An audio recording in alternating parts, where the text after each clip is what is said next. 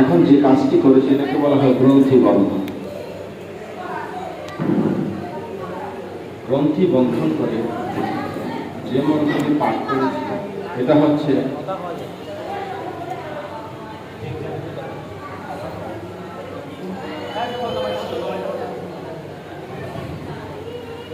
এটি হচ্ছে বৈদিক সাহিত্যে বর্ণিত সার্থক কতগুলি দম্পতির নাম। সেখানে শিব দুর্গা আছে,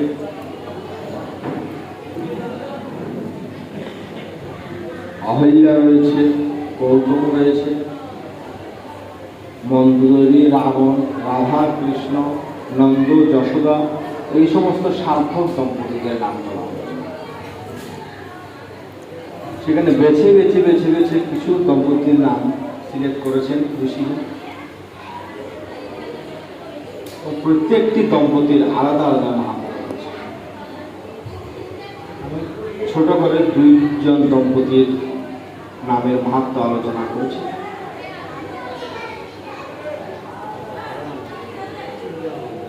এখানে বলা হচ্ছে রেণুকা, যমদগ্নি, শিব দুর্গা, রাধা কৃষ্ণ,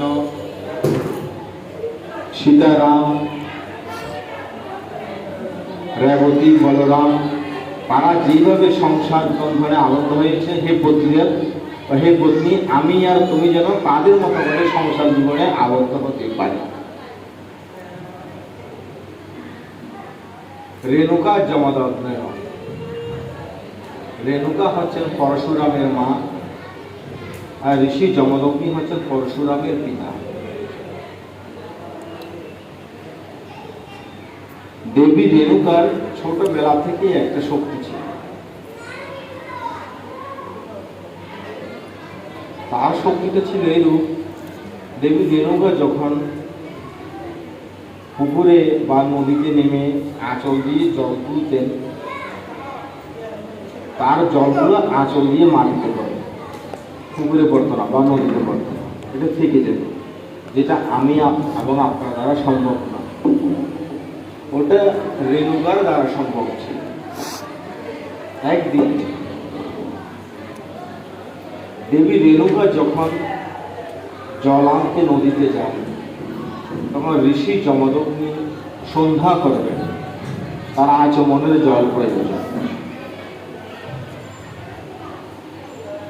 রেণুকা দেবী যখন জলের জন্য নদীর ধারে গেলেন, দেখতে পেলেন নদীর কিনারায় কোনো ব্যক্তি মস্তক মুন্ডন করে চুল ফেলেছে।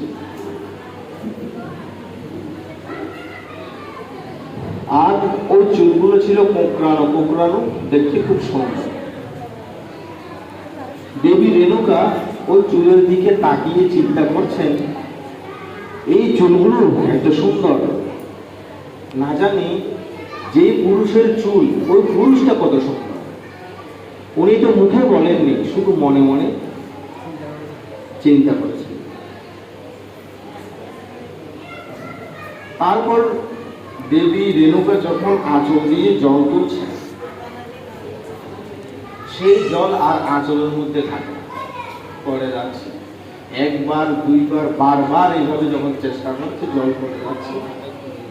অবশেষে তিনি ব্যর্থ হয়ে স্বামীর কাছে ফিরে গেলেন এবং ঋষি যমদগ্নি রেণুকার মুখের দিকে তাকিয়ে চিন্তা করছেন, আজ আমার স্ত্রীকে এত বিমর্ষ দেখাচ্ছে কেন, আর জলও তো আনলো না। ঋষি যমদগ্নি বলছেন, রেণুকা, তুমি কি আমার জন্য জল আনোনি, তোমাকে এত বিমর্ষ দেখাচ্ছে কেন? তখন দেবী রেণুকা যমদগ্নি ঋষিকে বলছেন, হে স্বামী, আমি ছোটবেলা থেকেই আঁচলে করে জল নিয়ে আসতে পারতাম, কিন্তু আজ যখন আপনার জন্য আমি জল আনতে গেলাম, তখন আমি আঁচল দিয়ে বারবার চেষ্টা করেও জল তুলে আনতে পারিনি, জলগুলো বারবার। ঋষি চিন্তা করেছেন, কি ব্যাপার, আজ আমার স্ত্রী কি হলো, সে কেন জল নিয়ে আসতে পারল? তখন ঋষি ধ্যানস্থ হলেন, ধ্যানস্থ হয়ে ঘটনা বুঝতে পারলেন। তখন রেণুকাকে জিজ্ঞাসা করছে, রেণুকা, তুমি কি নদীর ধারে কোন চুল দেখেছ? রেণুকা বলছেন, হ্যাঁ দেখেছি।